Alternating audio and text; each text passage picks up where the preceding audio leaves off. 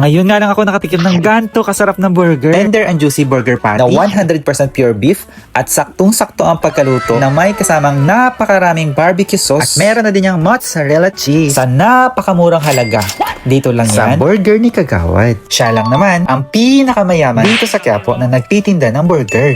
Naninilaw kayo. Para masigurado na saktong-sakto ang pagkaluto, si Madam nga mismo yung nagluluto at nagbabantay para masigurado ang quality ng burger na isi-serve sa inyo. Ang sarap. Ang unang-una ko ang napansin ay yung ginto ni Madam. Ang totoo ba to?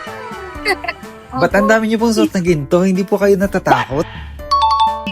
Kagawad lang naman po yung asawa ko dito, tsaka malapit lang po kami dito. Oo, di ba? Grabe, naninilaw kayo. Ma'am, ano po yung bestseller ninyo? Meron po kami dito, burger with mozzarella. Meron din tayong double patty with double mozzarella. Ayun din po yung bestseller. Meron din po tayong, sir, chicken. Chicken. Yes po, yung chicken din tayo. Doon sa likod. Yes po. Tapos meron din po tayong siomai, Japanese May siomai din. Japanese siomai po. Yes po, yung Japanese siomai natin, merong crab sticks sa loob. Mas masarap. Mas masarap yun. Yes po. Opo. Ma'am, saan po makikita to? Dito na po tayo sa may Estero Sigado, Converter Industry. At ito tayo ng British Cup. Tabi ng Greenwich Carriedo. Madali niyo po makita yun. Hanapin niyo lang po yung burger ni Kagawad.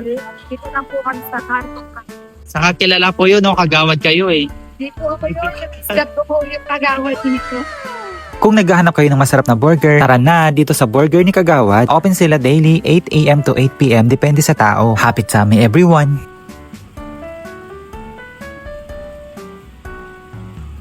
Ayan yung mozzarella cheese nila. Ito-touch ko natin yung set para mag-meal.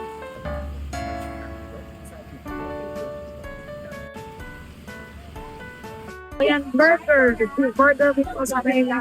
Po tayo. Burger with double patty. With double mozzarella. Meron din po tayo doon.